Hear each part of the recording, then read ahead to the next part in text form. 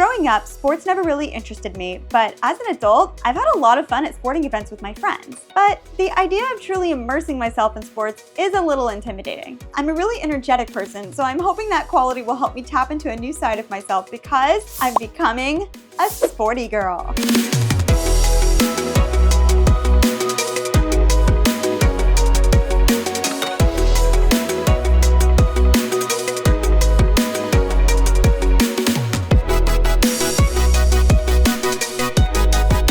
In an effort to really push myself outside of my comfort zone, I've decided to start by learning a sport where I have a physical disadvantage: basketball. At 5'1", I fully expected to be as awful as I'd remembered myself being on the court at 7 years old when my PE coach set the class up in front of a hoop. But I put myself back in front of the hoop again to give basketball a shot.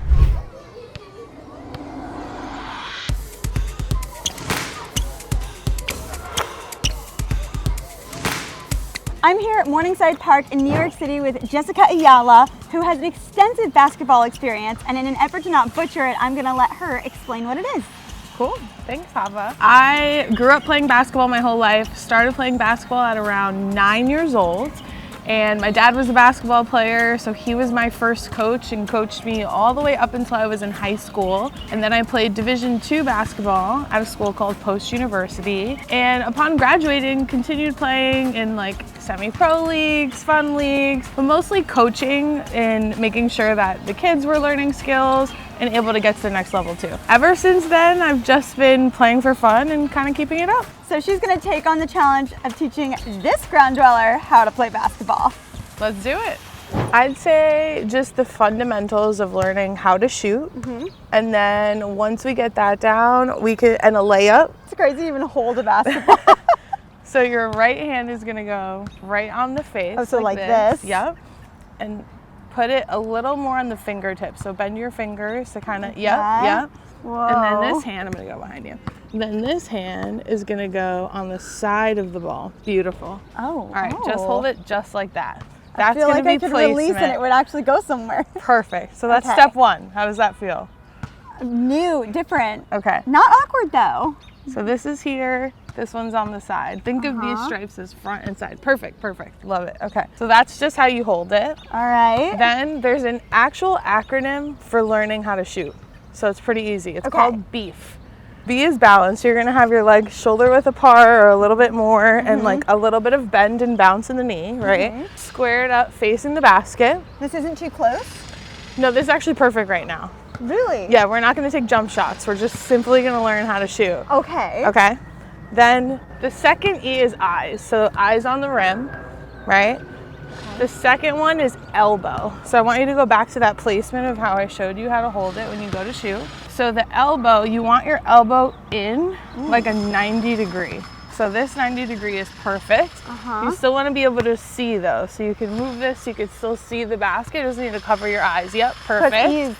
Eyes and elbow. Yep, so you've got B for balance, E for eyes on the rim, E for elbow, and then F is follow through. So you're gonna push the ball up and put your hand down like this, like a gooseneck is what we call it, right? So you don't have to make it, we're just shooting straight up. We're not even shooting at the rim yet. Like literally just go like this and let it bounce. Okay. And hold the follow through until the ball bounces one time. A little practice here. Okay, perfect. Not gonna chicken wing. Yep, bend your knees and just beautiful. We're gonna do the same thing, just aim for the rim. Nice and high. So this is where the E for the eyes is a little bit more important? Yes, exactly. Okay. So you can come right there. So straight in front of it. Bend your knees, elbow, check the elbow in. And we're gonna bend, and when you shoot, it's really from the legs. So you're just bending and up. Think of it as like one motion. All right, here we go. Bend and follow through. There we go! Nice! Oh my gosh, that was your first basket! That was my first basket ever, actually. Really? Ever? I think so. Wow, that's amazing. When I was in second grade at PE, they had us all shoot in the basket, and I learned early on that maybe it wasn't my sport, but now, yeah. I don't know. It's probably because you were going like this. They didn't teach us all of the form. No, the beef. The beef is important. Yes! Woo! There we go. doing it. I told you. I can't believe how easy you're making this. I mean, I don't want to get cocky, but like, I got a good start. You're a natural. You're a natural. Exactly.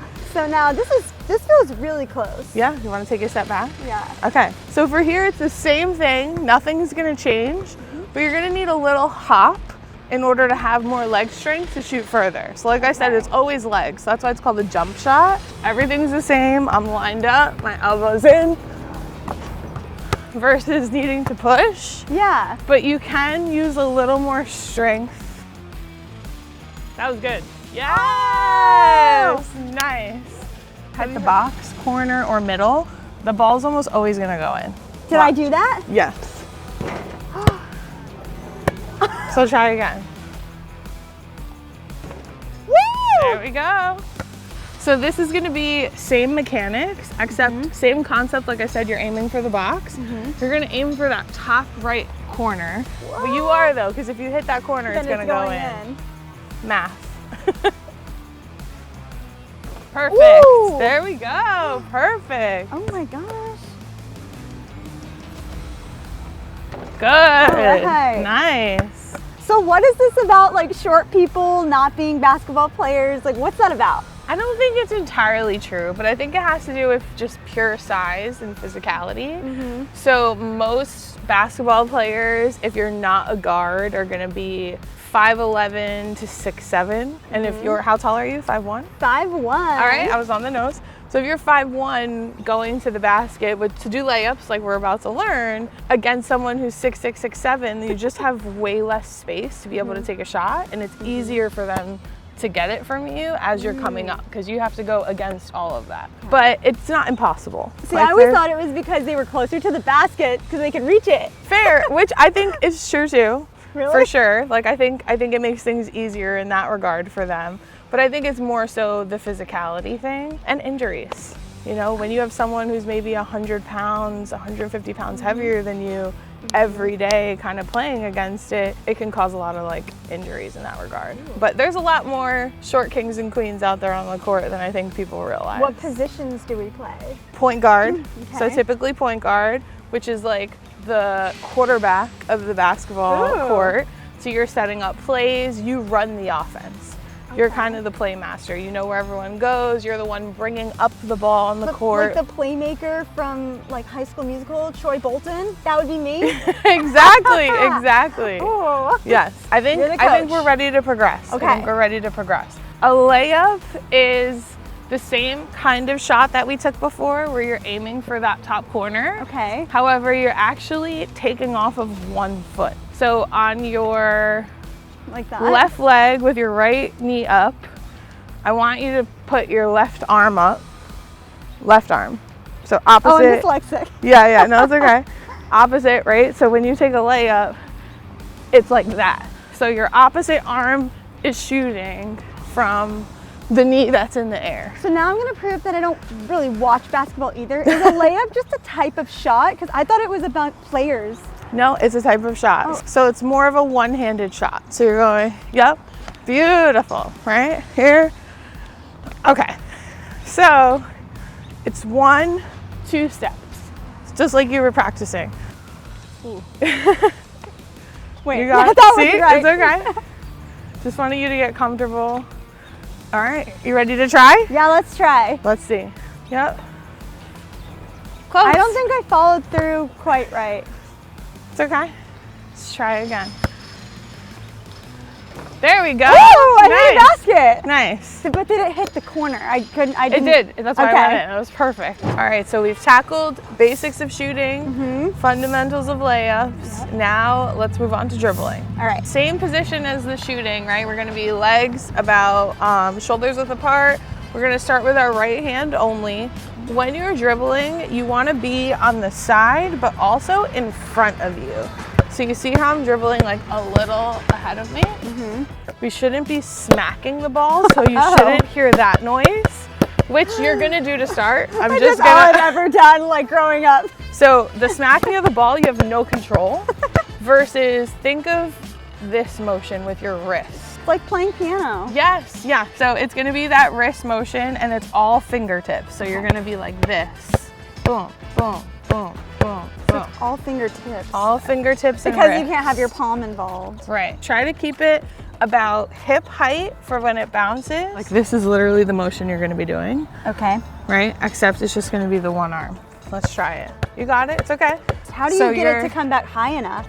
So like you can even practice low if it's easier, so you don't have to have it come up so high. But my wrist, like you see my wrist is the only thing moving here.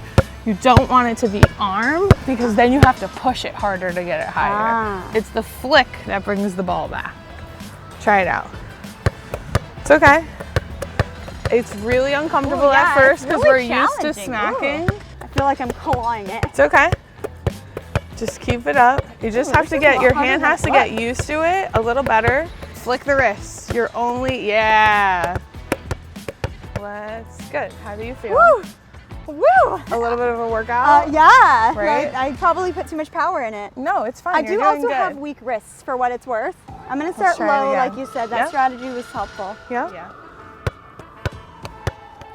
You got it. Don't smack. Good, much better. Better. I'm surprised that this is harder than shooting. A little bit, because the control factor. Yeah. Right, the shooting, you know, if you hit that box, it's always gonna go in, or if you keep your wrist and your form right, you're gonna be about close. But here is a lot more about having control over the ball. So like keeping it like tight, like around, like I think of like a circle here, imaginary. Like this is where I want to keep the ball. I can even dribble around the circle when I have enough control, but it's in my vicinity. Yeah, there you go. You got it. Flick the wrist. Your palm can touch it, just not smack it. Ooh, I was gonna say we're switching hands. Just because my right's a little tired. All right, this one's smacking. Flick the wrist. Flick the wrist. This is way more wrist, but it's better to learn. All right. Ooh, How do we feel dribbling? I'm feeling like I'm getting the rhythm right here. There we go. So a crossover is literally just like the name. So we're going from left to right, like this, okay? We can go tight, or we can go wide. So let's just start like about knee to knee, right? So like the sides of our body. The thing about a crossover is instead of dribbling on top like this, you're gonna let the ball kind of slide like to the side of your hand. So you're going left to right like this, and your fingertips are pushing it into the other hand. So my fingertips are literally like cradling wish-washing, like push, push. Yes. The two things to know is you want to keep it in front of you, and you don't need to go super wide. You can keep it tighter. So like I said, think knee to knee. You're just pushing down. Once it comes up, this hand be ready to catch it. So like have your hands here, like keep them like this to get some, okay. All right.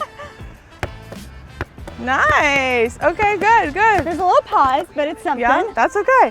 And you can also go like this, right? Like 1, 2, cross. 1, 2, cross to get the one, just to get control again. And then push it. Try that. 1, 2, cross. 1, 2. It's okay. You got it. It's okay. So as it gets harder, I'm starting to feel the the natural dribble. I think. That's much better. You look more comfortable. All right, cross.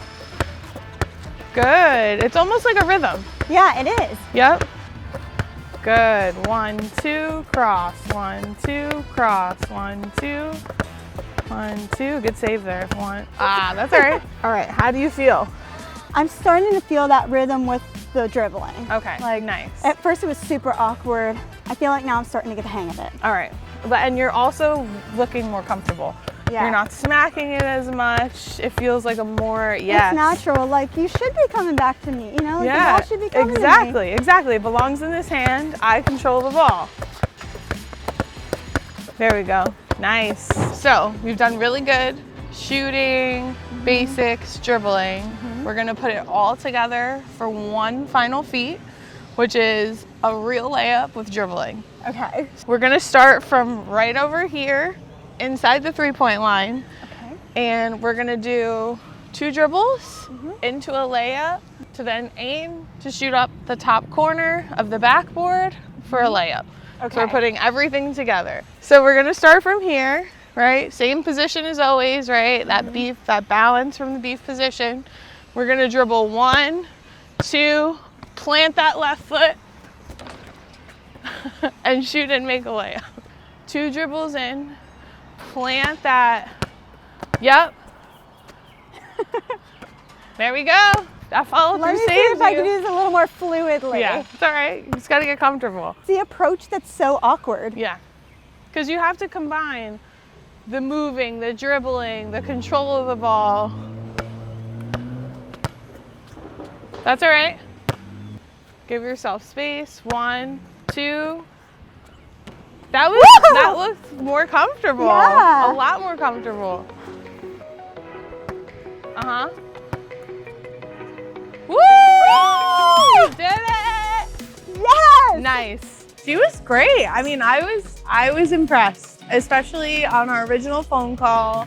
She said she had like little to no basketball experience, barely ever touched a ball, would be shocked if she made a basket. And I'm pretty sure she made her first basket on each shot that we took. So it went really well. Progression was good. I think dribbling, we definitely need a little bit of work on. We're still like smacking the ball around a little bit, but overall, I was definitely impressed and we had a good time. So am I ready for the WNBA? I think in a couple more sessions, maybe if you ask someone else, but we could be on route potentially. We'll see. I chose basketball specifically because I expected it to be really hard and feel unnatural. And the dribbling did feel unnatural, but shooting the baskets, once Jessica taught me that technique, I was getting it and it actually was really fun and I wouldn't mind going out and doing basketball again, which I can't believe I'm saying right now. But I think part of it was the mindset. I went in prepared to not do well and to fail. And so there was no pressure at all when it came to learning. So I think the mindset really actually helped me do better, that I didn't care if I failed. As I shifted my focus from playing sports to spectating them, it occurred to me that there are a lot of factors to consider about that too, from buying tickets to wearing merch to the culture of sports. So I sat down with someone who really knows sports. Hi, I'm Josh. I am a reporting and analytics associate at Fanatics Collectibles, working on the e-commerce team. Thank you so much for joining us today. Yeah, happy to be here. I have so many curiosities and I can't wait to get your perspective on them.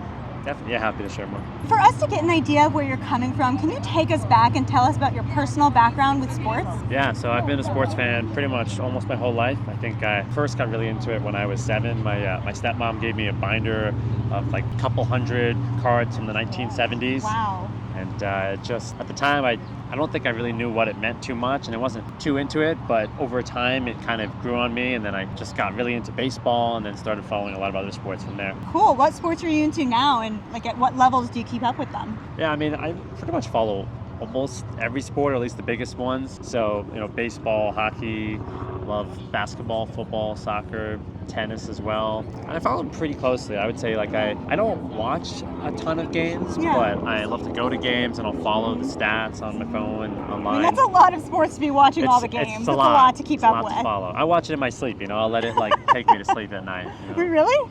Not really, Oh, okay. no, but if I had extra time, maybe Yeah. sometimes. Maybe someday. That's really cool.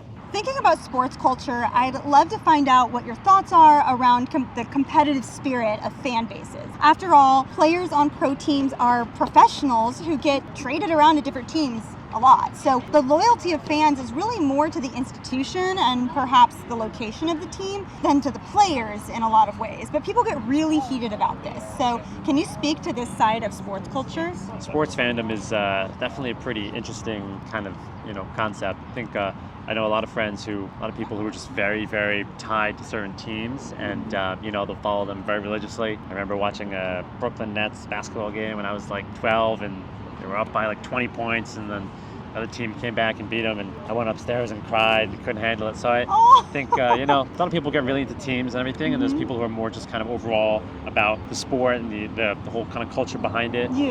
Which is me, yeah. I'm a bit more there are certain teams I'll follow more closely, like the Yankees. But generally speaking, I feel like for people who are passionate enough about the industries overall, kind of moved beyond, I feel like, certain team loyalties and more to just loving the sport overall at a high level. And this way you can kind of follow it, but not necessarily feel too sad or anything if like a team doesn't win that you're supporting. Yeah, and I mean, you're really the first person I've met who's really into sports, but not so tied to a team. And it's interesting though, because there is sort of like people being tied to a team, they'll be tied to a player, but then in the next season when that player is on a different team, suddenly they hate them. Exactly. That's you know, then what do you do? Like What do you how do you deal with that? Let's talk about these fans at games and etiquette when it comes to games. What is too far when it comes to fan behavior? That's a subjective personal opinion kind of thing. Everyone's entitled to their own kind of celebrations and kind of rowdiness. Any of that is good, creates culture, environment. Yeah. As long as they're not being like too loud, maybe, and really annoying people. I feel like that's good. Helps create more the atmosphere. Yeah. So more of a cultural take on it, as long as it's not truly disruptive. Yeah, exactly. What about sports fan behavior outside of a game setting? Because it's really hard for me to navigate being both an Astros and a Yankees fan in the current baseball landscape, because I feel like someone always hates me and I don't even know how to respond to a lot of the comments and jeering that I get. So any tips for me or anyone else out there who has sort of this dual loyalty about how to field these comments? Yes, you should remove one of those loyalties and just pick one, and then no problem. Then you'll be good from there on out. No, I mean, it's tough, you know, when you have, if you're from one place and you move to another and you kind of have a bit of a split connection. It's definitely tough. I think it's nice to have those different affinities, you know, because then it's easier to connect with those different crowds. So it's tough to really say. You're going to be dealing with tough crowds no matter what, you know, especially in populated sports areas here like New York. But, you know, I think that's where it can be good to just understand the sports culture more in that area. Get to know the fans. What are they like? Like, I always tell people, like, it's very different being like a Yankees fan and going to like a Red Sox game versus a Red Sox fan going to a Yankees game. It's like two totally different experiences, especially for the Astros. Like, there's so much pent up anger and non-Astros fans that you're definitely going to be up against a tough battle there dealing with other people. I don't know what to say to sort of hold my ground of like, well, hey, I grew up in one place, can't control where you grow up. I chose another place, and like most adults, I'd like to be a fan of the place that I live. So I don't really want to get into that. Any clever things that you've heard other people say to sort of like be like, hey man, but actually still remain cool? That's possible. What to say? How to deal with that? Like, yeah, I mean, you should just tell them that, you know, you won the World Series and they didn't, you know. No, that probably wouldn't. In 2022. Yeah, exactly. Yeah, pick the later one. Ooh, what to say? I don't know. I'm not one to pick fights or anything. So I'd probably just be like, I'm not one to pick fights. It wasn't me, you know. I'm not a fan of cheating either. And then you walk and then show your ring from the team, like a replica championship ring, and walk away and be like, I don't know, why you're so annoyed, you know. Trolled in their face, you know. I can work with that for sure. So I will be crafting my answer sort of based on this. Yeah, I don't know. It's a tough one. Yeah. If you find any good strategies, let me know. Keep it in mind if I ever move someday. Yeah. ChatGPT will be hearing from me. Exactly. Yeah, that's a good place to go. This is a good starting point. Now that we've talked about how to act at a game, I want to go to one. So what are some things I should consider when buying seats to various sports events? A lot of different things you want to consider. Probably one of the biggest things is just understanding like the stadium, wherever you're going, or the venue, you know, what the fan base is like, how pricing differs depending on whether you're in like a lower level area closer to the field or whether it's somewhere higher up. Day of the week, obviously certain days will cost more money, the quality of the opponent. You know, there's a lot of different kind of apps and products you can use to get better deals. But yeah, a lot of different factors to consider. Would you share some tips for how to save money on sports, whether that's places to buy tickets, promos or discounts to look for, if you have thoughts on inexpensive merch, anything as far as being a sports person but wanting to get the best bang for your buck? Tickets can definitely cost a lot, especially depending on venue you're going to, you know, quality games. I mean, there's some great kind of sites that I'll follow. So, you know, for buying tickets, a lot of people are familiar with Ticketmaster, I feel like, which tends to be one of the most popular ones, or StubHub. Yeah, if you can list all those sites you recommend, apps, love that. Yeah, definitely. The one that I generally tend to like the most is called TickPick. That's TickPick, and is that an app or a website? I think it's both, but you can access it on an app. That's usually how I do it, and that one's great. It has I don't know if it has fees or not in the thing, but it generally tends to have the lowest prices. Okay. And then another great one is Game Time, which will show you, you know, like usually that one tends to fluctuate in prices as you get closer to the start of a game, and it'll show you like on a map where the seats are located. What else do I use? There's one called Vivid Seats, which is also pretty popular. Yeah, there's so many. SeatGeek is another good one too. Oh yeah, I know that one. Yeah, so those ones are great. I think those tend to be the main things I use for buying tickets. Yeah, if you meet people, people who work for certain teams, they'll sometimes give out tickets. Oh, that's cool. Well, but you got to know the right person. Yeah, that's for that. more the connections rather than just going on an app and buying tickets.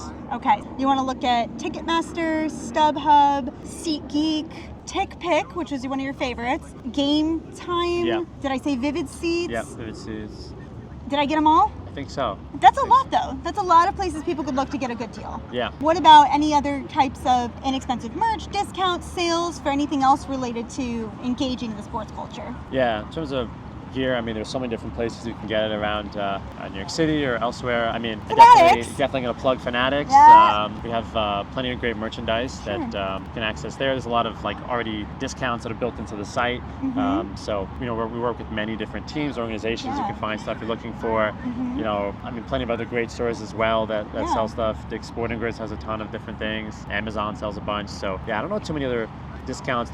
Are there discounts like end of season sales? Let's say the hockey season is coming to a close. Are you going to start seeing a lot of sales on hockey gear that you could theoretically purchase in advance for the next season? Yeah, definitely you see stuff near the end of a season, which you can get.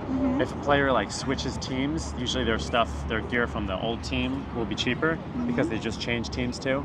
So that's another great one you can get. But yeah, that's a good site. Okay, so good little trick on how to get some inexpensive gear. I haven't tried that. I was just thinking practically. No, yeah, definitely. Especially when the season's done, they'll try to clear out the inventory, switch it up. So that's a good call. Now let's talk business. It seems like there are a million corners to sports, from events to merch to training, broadcast, and of course, data analysts. So can you provide a simplified snapshot of the sports industry? I mean, if that's even possible. Yeah, there's definitely the whole business side of sports. I know when I was younger, at first I thought I wanted to be an athlete, grow up, play in the industry, and then over time I was like, oh, there's this business side that's pretty interesting, and there's a lot to really kind of untangle the layers behind how does a sports organization function, whether it's a sports team or a company or an affiliated group. So there's so many different departments, with everything from sales and selling tickets to marketing and marketing events and games, events, operations teams, for the players. Exactly. Trainers, mental health, physical health, finance, the data side. These are all different components which all come together.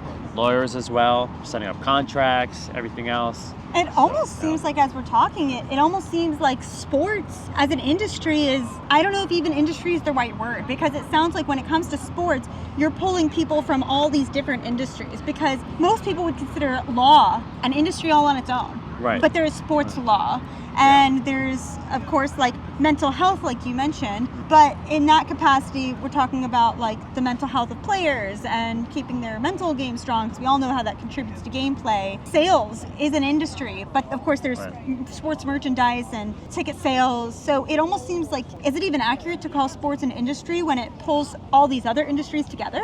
Yeah, no, it's a good point. It's definitely, you can take transferable skills that you had from other industries or other kinds of roles and kind of bring them into the sports space. I mean, there's definitely a lot of overlap. You definitely can do a lot of other kind of functions around other kind of topics, and then kind of do the same thing in sports. So it's nice that it has that kind of versatility. In a way, it almost seems like if you're passionate about sports and you want to be involved professionally, there are so many avenues. We all instantly think to being an athlete like you did growing up, but at the same time, if you are great at selling things, you can go into sports sales. If you want to be a psychologist, you can go into sports psychology. It seems like you can use whatever your professional talents are and get yourself involved in the sports industry if you want to. Yeah, definitely. There's a lot to it on the sports business side, and a lot of things which I didn't even know when I was still in college, but over time learned more, and there's really a lot out there. And for a lot of people who are in college or want to go into sports but they're not sure what it means, I encourage them to dive in, start to understand more of that business side to it. There's a lot of value there and a lot of things that probably interest most people who are sports fans. Cool. So as a reporting and analytics associate for Fanatics, could you give us a brief overview of what that means and what you do? It's a really fun role. I really enjoy the data that I'm working with and the people that I'm working with. So on a daily basis, a lot of main responsibilities involve a lot of sales and analytics reporting. So Fanatics Collectibles, we're essentially a company that used to be Topps. Fanatics purchased them, and so we really work to understand all the different products that we release and different trends, insights behind them. So on most days, Topps will release some type of products on a website, whether it's hobby products, which are products in a box, or print-on-demand cards that are sold individually. And so a lot of my role involves a lot around understanding different trends based on those products. So whether it's creating reports to show, how is a certain product performing on the day it's released? How does that vary, by hour, by, let's say, the different customers we have based on location. So we'll do a lot of kind of what we call historical or sales reporting like that. Do a lot of other reporting to understand trends in terms of type of customers, for certain products we have in a given month, those types of products bring in new customers to our site who might not ordinarily have purchased with us previously, understanding different types of user cohorts in terms of for customers who purchase one product, what types of product do they purchase, if it's 2 products, 3, just understanding different trends in purchasing based on customers' preferences. So a lot of kind of reporting as it relates to customers and products. That's generally where I tend to focus the most. Well, you make a desk job sound really exciting. Bring it on, it's fun stuff. The subject that you're working with is what's so cool. It's cool stuff, yeah. Yeah, that's really cool. During your time at the company, what do you think is the coolest thing you've seen come through the collectibles department at Fanatics? There's been so many different pretty cool things that we've created. The thing that I found most intriguing has been a card that Michael Rubin essentially drove the process for, called, essentially it's a Tom Brady card. So Tom Brady, one of the greatest football players of all time. Some people know that he was actually drafted by a baseball team at one point called the Montreal Expos. And so the Fanatics decided to essentially create a card for him as if he had been drafted by the baseball team. And they made a whole series out of it. They made like a whole commercial to promote it. It was a whole process, which I think they put out last year. Tom Brady's number is 12, so it was like 12-12 was they released it, and I think the top selling card that they created of that whole set sold for over $500,000 on eBay or something, or an auction, I don't know. So definitely it was pretty interesting, pretty innovative, and there's a lot of innovation that Topps has going on, whether it's through that product or others. So I definitely think there's a lot more to come, whether it's later this year and in the coming years. Wow, very cool. Well, thank you so much for joining us today. Yeah, thanks for letting me talk a bit more about what I do. After this conversation, Josh and I walked over to a couple local hobby shops to get a hands-on experience of what real fanatics seek out. I learned more about collectibles and cards in particular, and it was neat to see what some of Josh had mentioned in our interview right there in front of me. The guys running the shops were really cool, and I sensed that sports card collecting has a community aspect that I'd never seen before. Hi, thank you so much. Josh. Mateo and Hava. Hava, nice to meet you. Nice to meet you too.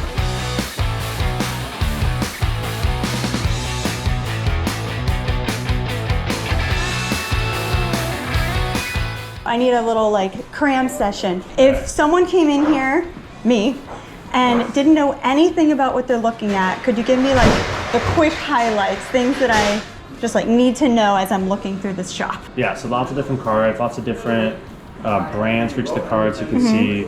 So in the corner of each card, you'll see different brands. So a lot of cards you see, BL, Big League. I see a lot of Topps. So this is Topps Chrome in the upper left corner. So Fanatics bought Topps in 2022. So there's different types of Topps brands. So Topps Chrome over here. If you see over here, Topps Now. This one in the upper left over there. So I work a lot with those different products. Some of them are just regular. I'll just say this is the Topps logo. This rookie Justin Verlander card. Yeah, the rookie cards definitely. The older they get, usually the more expensive they get. And so you see, for the Pete Alonso one, it has a number. If you look in the upper right, it says 9 out of 99 or so. So you see when it has a numbering on it, that's the denominator is how many cards were printed of that one. So that means that's the 9th card out of 99 that were printed of that one. Wow. So the fewer there are, the more rare it is, which means the more pricey. So no wonder it's $200. I mean, and it's a PSA 10, right? What's a PSA 10? So it's a grading company. When you grade your card, it goes from a scale of 1 to 10, 10 being the grade that multiplies the most, 9 and multiplies a little bit. So when it's a 10, it goes up in value. Plus, he's a solid player. In we go. I loved though that when we walked into the shop, it was like instantly colorful. Like that's so much fun. So if I was coming into this shop, it's totally different from the last one. What am I looking at? What should I buy and why? Yeah, you definitely have a lot of different brands here than what we saw on the last side of things. So Okay. that was a lot of more specifically baseball kind of cards. This looks like I'm seeing like some hockey, some basketball, a couple different kind of sports. Okay. Then a bunch of different brands. Looks like there's some older stuff. This is like 1994. It looks like. Oh wow. So you definitely have a more kind of diverse collection. A lot of these ones are, like I said, hobby products, so they're more like in the foil. Yeah. So they're more like unopened. So it's kind of like you don't really know what's in there as much. But a lot of these kinds of cards, I generally recommend to people, like if you buy them, like actually don't open them up because it's more, you have more potential value. Like you could hit a star or something like that. Yeah. But it's more likely that if you keep it closed, the value is like the mystery aspect. Yeah. Will make it usually more valuable. And like, is that in the future? Like, Yeah, in the future. Yeah. Like if I bought this Major League Baseball Series 1 pack, Right. then I should leave it sealed. We have no idea who's in here, what Exactly. the cards are, but if I leave it sealed for 10 years, It'll be like worth probably it'll be 10 worth to 15, 15 times what it as is much- right now. which- Exactly. and it's So, 1992 means that it's players from 1992? Yeah, players who played in 1992, whoever this brand, Donruss, considered in their selection of cards for that year. And so that was over 30 years ago.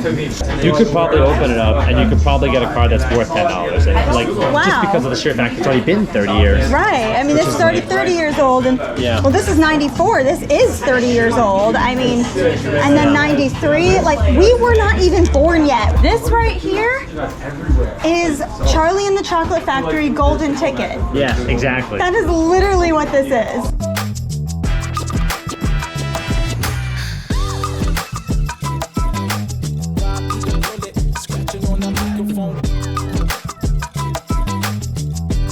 Any tricks to shopping in here? Diversify your selection.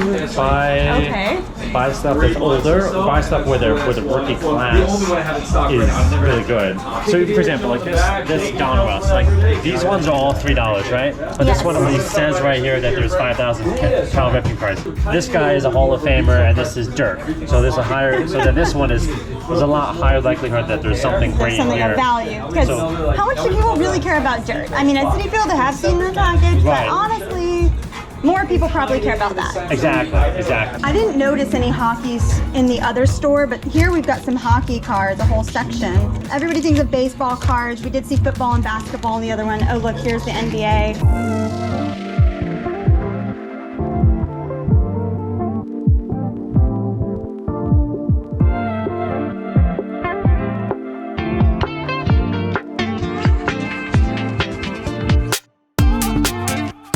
We saw cards across a wide spectrum of prices, and the enthusiasm among everyone in the shops was palpable.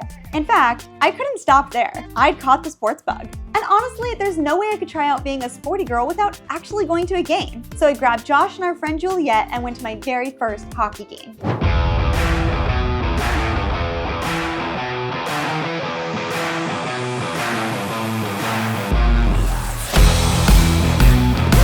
But first, let me rewind to earlier that evening before the game. Because I love putting together outfits and sharing my personal style, I used fashion as a way for me to naturally immerse myself more as a fan. I could have just bought a t-shirt, but instead I opted for a black and white New York Rangers beanie and put together a stylish outfit. I wore a pair of edgy Jeffrey Campbell boots with black pleather pants by Wilfred Free, a long-sleeved white t-shirt with girly trim, and topped the look off with my new sports gear. This New York Rangers versus New Jersey Devils hockey game was my very first hockey game ever, and also my first experience at Madison Square Garden. After researching ticket prices and the stadium, like Josh suggested, we agreed to buy seats in the Chase Bridge section of the stadium. And yes, Josh is very familiar with MSG, so we were lucky to have his guidance in picking seats for the game. Currently on my way up my 5th set of escalators, but I'm excited because Josh said this is a really cool place to sit in the stadium. Our seats were located in the second row in the Chase Bridge, so we had an unobstructed bird's eye view of the rink. The countdown, flashing lights, and music building up to the game, and throughout the game, was really exciting.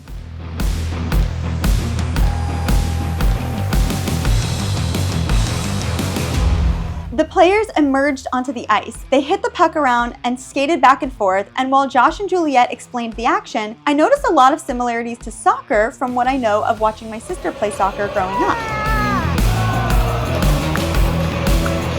Every time the Rangers scored, the crowd broke into this chant. We also enjoyed overpriced beers and later learned that you can get free pretzels and popcorn once the vendors stop selling food halfway through the third period, so I guess that kind of balanced out for us and our wallets. The game continued to play out in the Rangers' favor.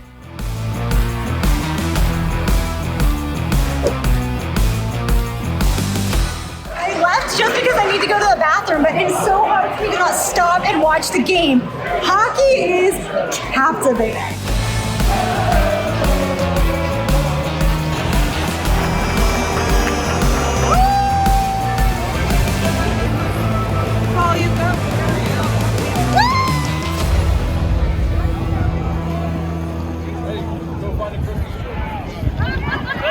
Look, the Rangers!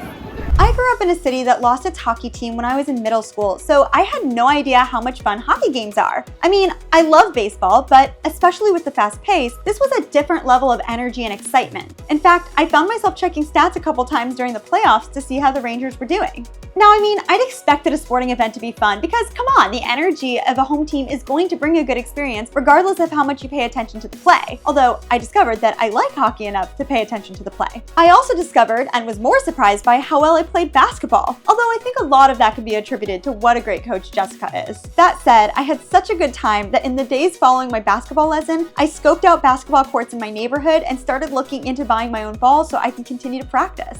The experience of becoming a sporty girl was full of surprises that I never would have discovered had I not decided to try these entirely new experiences. I'll never be a sports person at the highest level, but I'm definitely moving in that direction.